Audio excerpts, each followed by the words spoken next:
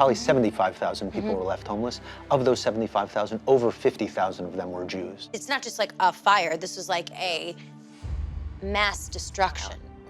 Thank you so much for meeting me here today. My pleasure. Absolute pleasure. Oh my God, this has been a very exciting journey I'm so happy far. to hear that. Yeah, my father's family is from Salonika, from Greece. But we're not related. We're not related.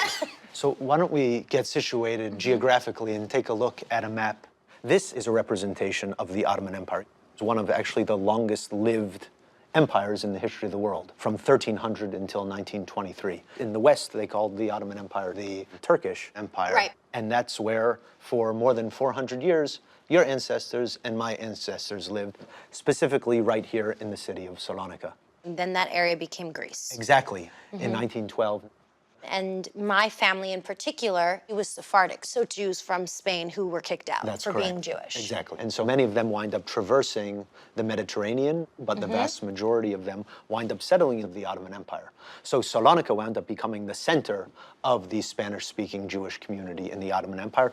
In the beginning of the 20th century, about 50% of the population of Salonika are basically Spanish-speaking Jews. Oh, wow. So I know that around 1918, from this letter my great-grandfather wrote, he was really describing this horrific scene that was happening back in Salonika at that time. There was a fire that happened, and there was a lot of turmoil. So I'm interested in knowing what happened to them. Yeah, the fire of 1917. You know, it was a major catastrophe for the city, and especially for the Jewish community.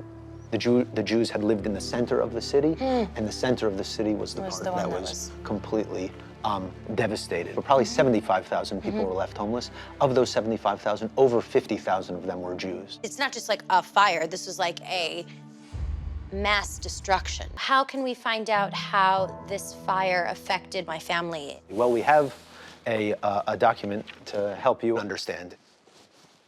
This is very delicate. Yeah, you're doing great. Okay, great. So what we're looking at is actually a census of the Jewish community of Salonika that was compiled in the wake of the fire of 1917.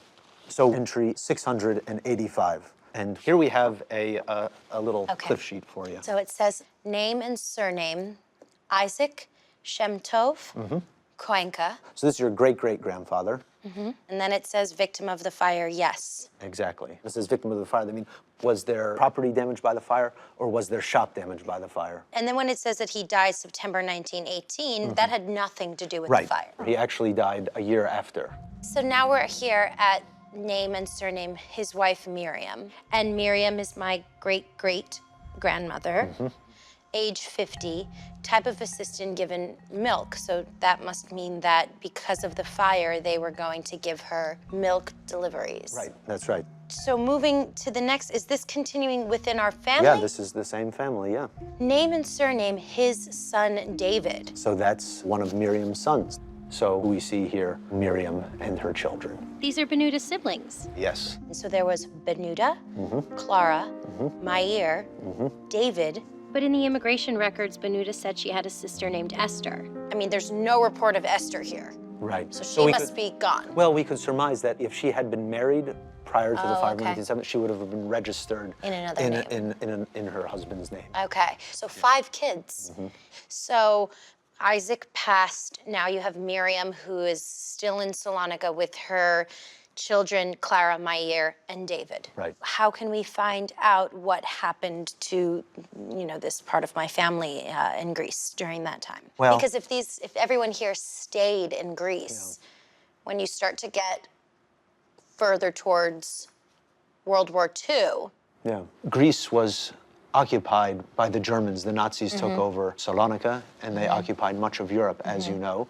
Deportations begin in March of 1943, and there are 19 trainloads of Jews that are sent from Salonika up through the Balkans into the center of Europe to Auschwitz. And this was the fate of almost all of the 50,000 Jews living in Salonika at that time.